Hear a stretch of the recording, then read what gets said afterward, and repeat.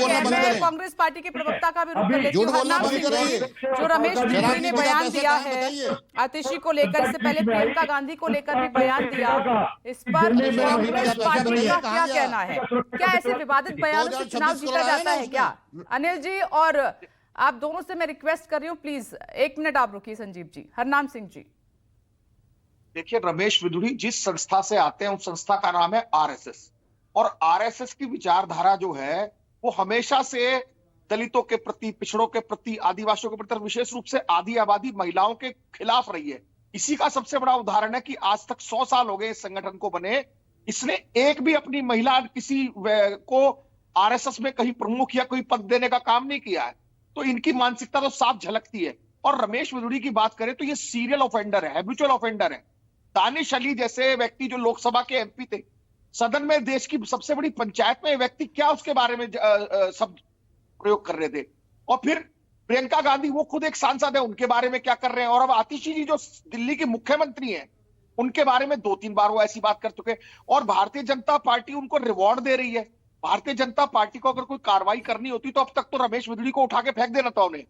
रमेश बिधूड़ी जैसे व्यक्ति क्या संसद में या विधानसभा में बैठने लायक व्यक्ति है?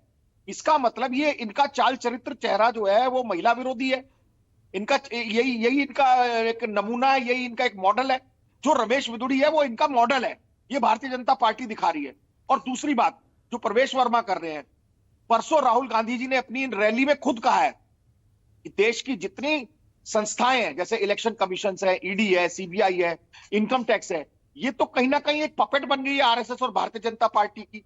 तभी तो देखिए कि आज खुलेआम देश की राजधानी में चुनाव आचार संहिता के बाद आप 1100 रुपए दे रहे हैं, आप जूते दे रहे हैं, आप कंबल दे रहे हैं, आप शॉल दे रहे हैं। ये क्या क्या आप लोकतंत्र में, जमहूरियत में एक उदाहरण पेश कर रहे हैं। इस पर हमें वैसे कोई बहुत उम्मीद नहीं है भारतीय जनता पार्टी से, लेकिन दिल्ली की जनता से हम आपके चैनल के माध्यम से कहते हैं कि आप ये देखिए कि जो इस तरीके के गाली गलौज करने वाले नेता है, जो इस तरीके से पैसे बांटने वाले नेता है, इनका इतना बहिष्कार।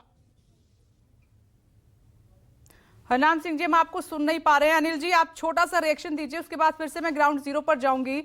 ये जो शहजाद पूनावाला ने टीवी डिबेट में पूर्वांचलियों का अपमान किया, एक ऐसा बयान उन्होंने दिया है जो मैं खुद, मुझे बोलते हुए शर्म आ रही है सर, मैं उसको रिपीट तक नहीं कर सकती। आप एक तरफ पूर्वांचलियों के लोगों की बात करते हैं, उनके मान सम्मान की बात करते हैं, दूसरी तरफ आपके पार्टी के प्रवक्ता इस हद तक बयान देते हैं जिसको बोलने में भी शर्म आती है, सुनने में भी शर्म आ रही है। हमारे पूर्व प्रदेश अध्यक्ष और सांसद श्री मनोज तिवारी जी ने, मैं जवाब दूंगा जी, जल्दी से। विपनेश जी, मेरी आवाज आ रही है? जी जी, बोलिए सर। विपनेश जी, देखिए, हमारी पार्टी के बहुत ही वरिष्ठ नेता और हमारे सांसद, पूर्व प्रदेश अध्यक्ष श्री मनोज तिवारी जी ऑलरेडी इस चीज का खंडन कर चुके हैं। मैंने पहले भी कहा, इस सभ्य समाज में किसी भी समाज के प्रति अपशब्द अलाउड नहीं है। इवन अगर मैं भी कभी गलती करूंगा, आपको पता है कि सीधे सीधे अमर्यादित भाषा का इस्तेमाल कर रहे हैं, अपमान कर रहे हैं, तो क्यों आप लगाम नहीं लगा पा रहे हैं? आपकी टॉप लीडरशिप क्यों नजर नहीं रख पा रही है, या फिर छूट दे रखी है कि आप बोलिए, जाइए, चुनाव जीतने के लिए कुछ भी करिए? देखिए, मैं उनकी बात का समर्थन नहीं कर रहा, ऑलरेडी मैंने कहा। अब जिस तरीके से अभी संजीव जी आपके चैनल पे झूठ बोल रहे थे और बीच बीच में टोक रहे थे, तो कई बार ऐसा होता है उनकी जवाब देना पड़ती है, पर फिर भी संयम रखना चाहिए, गलत बात नहीं करनी चाहिए। कोई भी व्यक्ति अगर गलत बात करेगा, मैं भी मेरी पार्टी की। लेकिन सर एक बात हमेशा ध्यान रखिए, तीनों ही पार्टियां जब विवादित बयान दिया है उससे जीत नहीं मिली है, नुकसान ही उठाना पड़ा है।